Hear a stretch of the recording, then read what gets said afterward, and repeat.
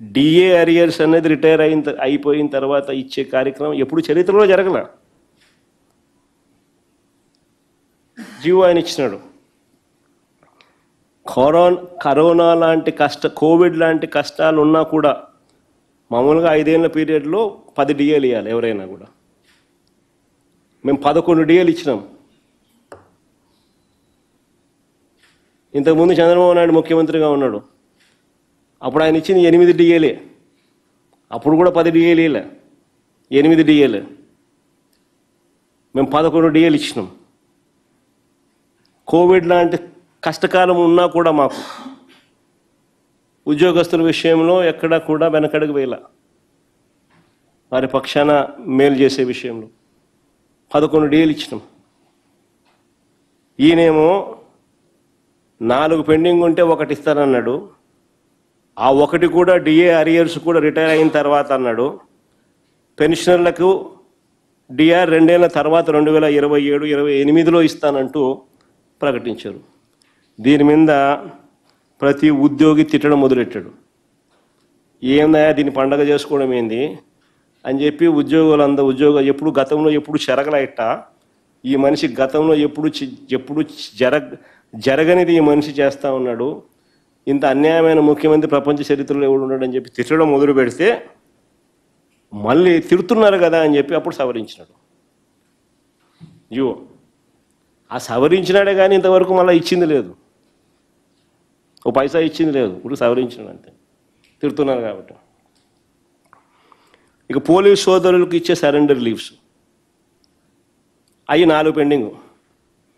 Police సోదరులకు ఇచ్చే surrender leaves కూడా అవి కూడా 4 పెండింగ్. ఒక్కొక్క సరెండర్ లీవ్కు 210 కోట్ల రూపాయలు అవుతుంది అని అనుకుంటే అందులో 100 కోట్లు ఇప్పుడు ఇస్తాడట. అది ఇలా 100 కోట్లు ఇప్పుడు ఇస్తాడట. మిగిలిన 100 కోట్లు జనవరిలో ఇస్తానని చెప్పాడు. అది ఇంతవరకు రూపాయి ఇలా. మరి దీన్ని చూసి సంబరాలు చేసుకోవాలంటాడు ఎంప్లాయీస్ అంతా. ఇంటికి సంబరాలు చేసుకోవాలి. 4గిట్లో 1, ఆ 1లో కూడా సగం, మిగతా సగం తర్వాత, ఆ చెప్పిన సగం కూడా ఇలా మా సంబరాలు చేసుకోమంటాడు. ఎందుకు సంబరాలు చేసుకుంటారు? నా పండగ చేసుకోమంటాడు. ఏంటికి పండగ చేసుకుంటాడు ఎవరైనా కూడా? ఎన్నికల్లో చంద్రబాబు గారు తీపి మాటలతో అరచేతిలో నిజంగా ఎంప్లాయీస్కు వైకుంఠం చూపించాడు. పాపం నిజంగానే మోసపోయినారు.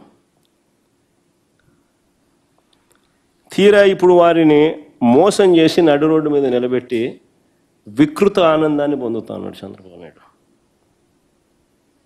వారు మేనిఫెస్టో చూస్తే ఉద్యోగుల గౌరవాన్ని పునఃప్రతిష్ఠ చేస్తానని చెప్పి వాళ్ళ మేనిఫెస్టోలో రాస్తాడు.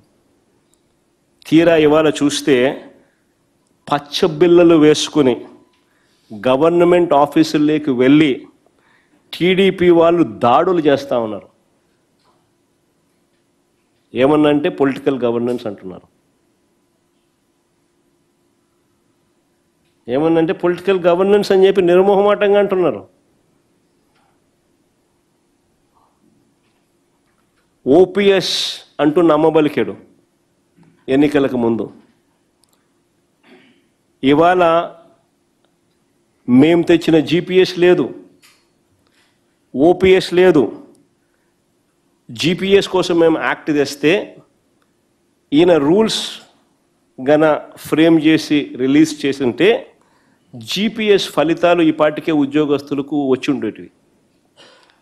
అలాంటిది ఇవాళ ఉద్యోగస్తులకు జీపీఎస్ లేదు, ఓపీఎస్ లేదు, త్రిశంక స్వర్గంలో ఉద్యోగస్తులందరూ ఉన్నారు. మరోవైపున మేము తెచ్చిన జీపీఎస్ను కొనియాడుతూ కేంద్ర ప్రభుత్వం దగ్గర నుంచి అనేక రాష్ట్రాలు దీన్ని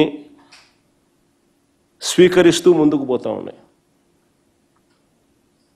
ఉద్యోగులకు మెరుగైన పిఆర్సీ అన్నాడు ఎన్నికలప్పుడు. అధికారంలోకి వచ్చిన వెంటనే ఐఆర్ అన్నాడు. ఎన్నికలు అయిపోయాయి, అధికారంలోకి వచ్చినాడు. ఐఆర్ దేవుడు ఎరుగు. ఐఆర్ గురించి ఈరోజు మాటనే మాట్లాడు. పిఆర్సీ మరీ దారుణం. ఎక్కడ పిఆర్సీ నిర్ణయం బయటకు, ఎక్కడ పిఆర్సీ త్వరగా ఎక్కడ పిఆర్సీ ద్వారా త్వరగా నిర్ణయం వచ్చేస్తే ఎక్కడ ఉద్యోగస్తుల జీతాలు పెంచాల్సి వస్తుందనే ఉద్దేశంతో ఏకంగా మేము పిఆర్సీని వేస్తూ ఇంతకుముందు గత మా ప్రభుత్వంలో పిఆర్సీ వేసిన చైర్మన్ను రద్దు చేసేసినాడు, వెలగొట్టేసినాడు. కొత్త పిఆర్సీని కాన్స్టిట్యూట్ చేయలే, కొత్త పిఆర్సీ చైర్మన్ కాన్స్టిట్యూట్ చేయలే, కొత్త పిఆర్సీని వేయలే. ఇంతవరకు వేస్తే ఉద్యోగస్తుల జీతాలు పెంచాలి.